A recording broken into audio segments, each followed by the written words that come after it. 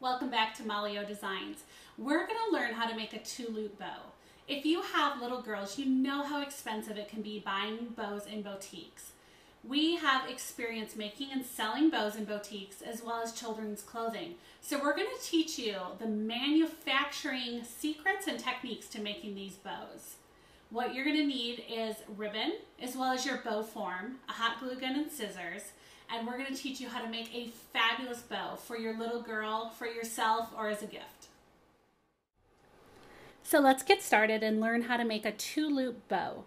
First thing you're going to want to do is get all your supplies together. You're going to need your glue gun. Again, make sure you have a high quality glue gun.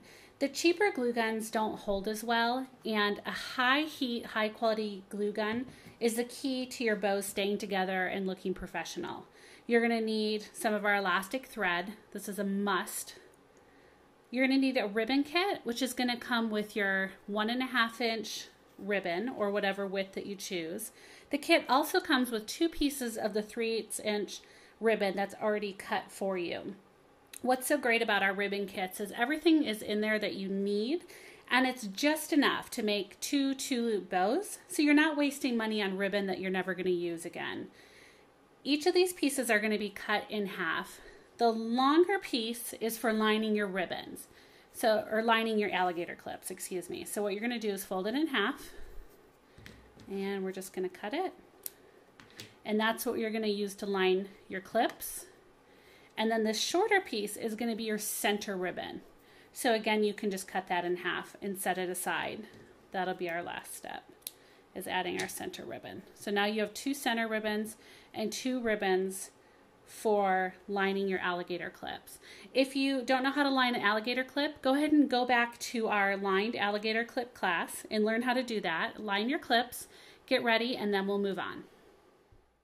Now that you have your alligator clip lined, go ahead and just set it aside along with your center ribbon.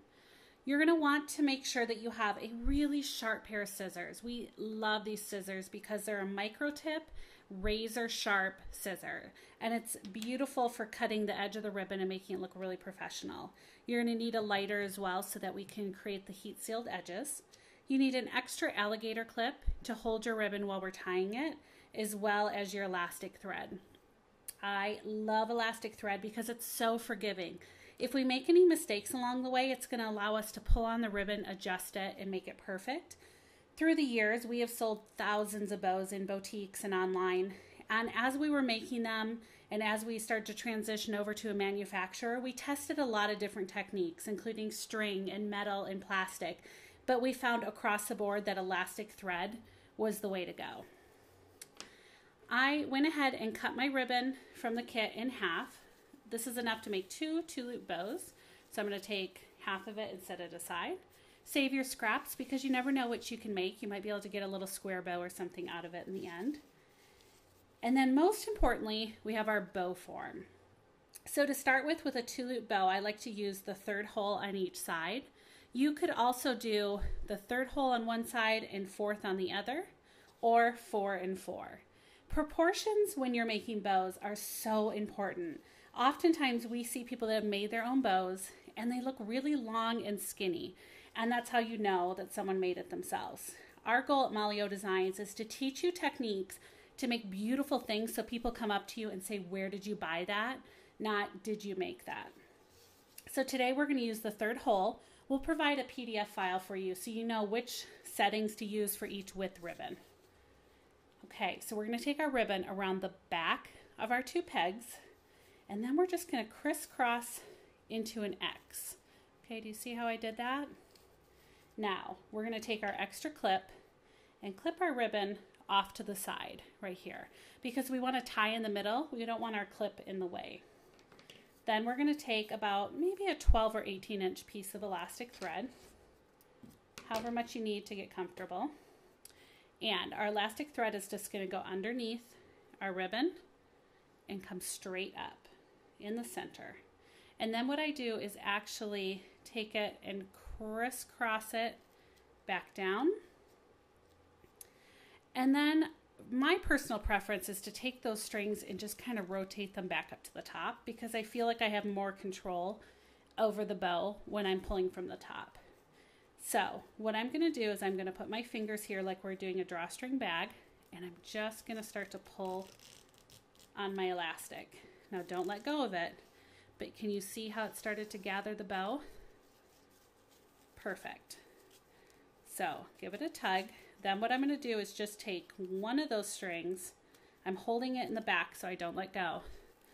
And I'm going to wrap it around maybe 2 or 3 times just to make sure the bow is really secure. And then flip it over, and I'm just going to tie a knot or 2 to secure the elastic in place. Don't worry about if your bow doesn't look perfect right now. That's what's great about elastic thread. We're going to go back in and fix that. So I tied it in a knot, and then I'm just going to go ahead and trim off the excess. Okay, so here's how I'm looking so far. I'm going to take my clip off. Now, at this point, if your bow was curving all the way around, or if it's off center, that's when we're going to start playing. I always say, let's zhuzh our bow. Okay, so I'm going to take it and just kind of start working those pleats around, pulling on my ribbon until it's exactly how I want it to look. Okay, that's pretty good. Okay, the next step is to cut our tails. There's 2 different ways to do that. One way is to take it and fold it in half vertically. And then, do you see how this end is open? We're going to cut from the open end up at an angle. Okay, so do you see I have it on an angle? If you're nervous about this, take a pencil or pen and actually draw your line first, right on the ribbon. I just snipped it, and when I open it, I have a spike on the end of my tail. So that's one option. The option I love to do is just an angled edge. So I'm going to move this out of the way so you can see. What I do is I lay my bow in the hand, I put my thumb right in the center of the ribbon, and then my tail is going down these 2 fingers. And what I'm going to do is angle my ribbon, angle my scissors, and I'm just going to cut straight down at an angle. Now what I just did, if you can see here, is I laid my scissors on my finger, and I can feel the angle that was just on and exactly where it was. So when I go ahead and flip this bow, I stick my thumb in the center, the same tail is going down. I'm going to put my scissors in the same spot on my first 2 fingers so that I know my tails are going to be the exact same length. Okay, again, always better to cut these longer because you can go in and cut them shorter. If you cut them too short, there's not a lot we can do. One thing we could do is pull on our tails and actually make the loop a little smaller. Again, that's where the elastic thread comes in. Okay, but just kind of play with it. Don't be afraid. And again, you can always draw on this with a pen or a pencil to give yourself the lines to follow. So next we're going to add our alligator clip and our center ribbon, and we're going to be all done. So now we're ready to add our alligator ribbon and our center ribbon. So what we're going to do is flip our bow over. Now one thing I want you to think about is which way does your little girl wear the bow in her hair? If she wears it on the right side, then your clip needs to be facing left. If she wears it on the left side, your clip needs to be facing right. So it goes into her hair that direction. All we're going to do is paint some glue right onto the lined side of the clip.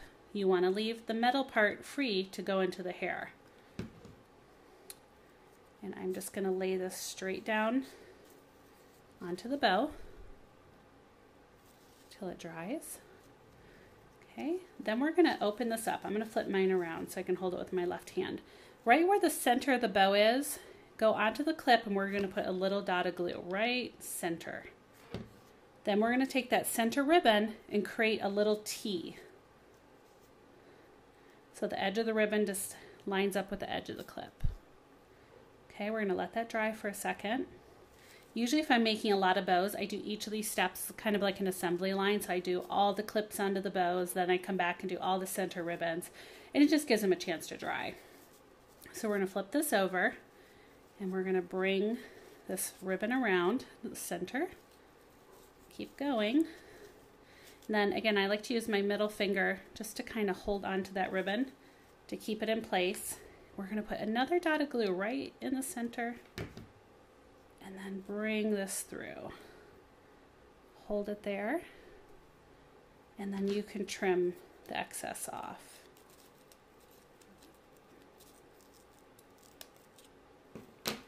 And go ahead and let that close. The last step is just to heat seal our edges so they don't fray. All we're going to do is take our lighter and barely run it past the edge of the ribbon. And if you feel, it's actually melted the plastic that's inside the ribbon and created a little sealed edge. You barely need to touch it. You don't want it to catch on fire, and you also don't want it to turn brown. So that's sealed. Now you could go on to embellish it. You could put some of our bow centers in. You could add some crystals or just leave it like this. It's adorable.